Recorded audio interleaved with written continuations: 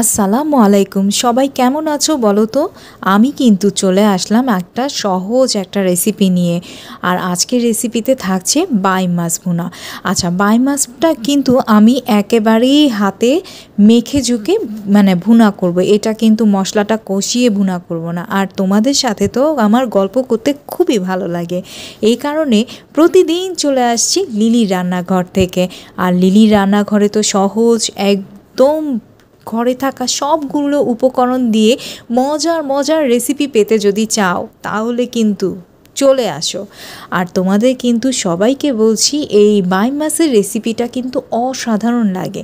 আর অনেকেই হয়তো বাই মাছটা খেতে পছন্দ করো, অনেকেই হয়তো পছন্দ করো না, কিন্তু আমি একদম কনফিডেন্সলি বলছি আজকের রেসিপি যদি কেউ ভাই একবার রান্না করে খাও তাহলে কিন্তু আজীবন খেতে চাবে। এবং তোমার রান্নার প্রেমে কিন্তু তোমার বর, তোমার ঘরের ছোট বড় সবাই প্রেমে পড়ে যাবে।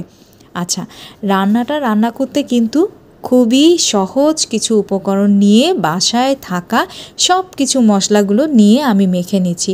হলুদের গুঁড়া, মরিচের গুঁড়া, আদা রসুনের পেস্ট, আর হচ্ছে জিরার গুঁড়া, পেঁয়াজ কুচি আর লবণ, সবগুলো মশলা বাই মাছের সাথে আমি একবারে মিশিয়ে নিচ্ছি।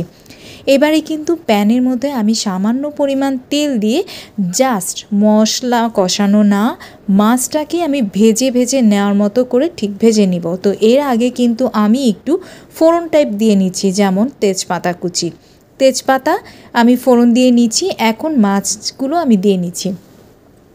তোমরা হয়তো বলবে বাই মাছের চামড়াটা কেন ফেলে দিলে না, কেমন যেন লাগে।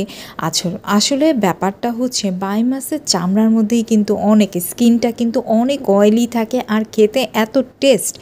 আসলে এটা ফেলে না দিয়ে বরং এটা সহ রান্না করলে কিন্তু অসাধারণ লাগে।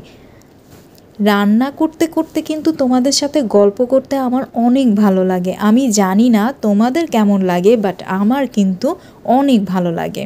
তো এই পর্যায়ে কিন্তু আমি মশলার সাথে মাছটা যখন ভাজা ভাজা হয়ে যাবে এ পর্যায়ে আমি পানি দিয়ে ঢেকে দিব। তো মাছটা কিন্তু যখন নাকি একটু কষা কষা ভাব হবে তখনই কিন্তু ঢাকনাটা তুলে আমি একটু নাড়াচাড়া করে নিব, কারণ যাতে করে এটা তলানির সাথে না লেগে যায়। তো সব মাছের মতো এটারও রেসিপি ঠিক সেম, তবে এটার মধ্যে কিন্তু একটা মাংসের ভাইব আসবে। আসলে মাছটা একটু শক্ত শক্ত হয়ে যায়, খেতে অসাধারণ লাগে। আমি বলতে পারি গরম ভাতের সাথে চরম মজা। আর তোমাদের ভাইয়া তো এটা খেতে অসাধারণ পছন্দ করে। আর এটা কিন্তু স্বাস্থ্যের জন্য অনেক বেশি ভালো। বাচ্চারা অনেক সময় মাছ খেতে চায় না, কাটা বেশি, যার কারণে দেখা গেছে এই মাছটা কিন্তু তোমরা খাওয়াতেই পারো। এই মাছটা কিন্তু অনেক বেশি টেস্টি এবং সব বাচ্চারাই কিন্তু এভাবে রান্না করে দিলে অবশ্যই খেতে পছন্দ করবে।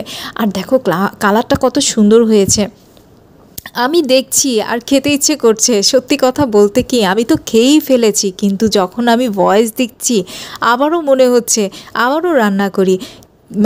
এটার আসলে স্বাদটা সেই রকম মজা। তো আজকের মতো এখানেই, ভালো লাগলে অবশ্যই কমেন্ট করে পাশে থাকবে। আল্লাহ হাফেজ।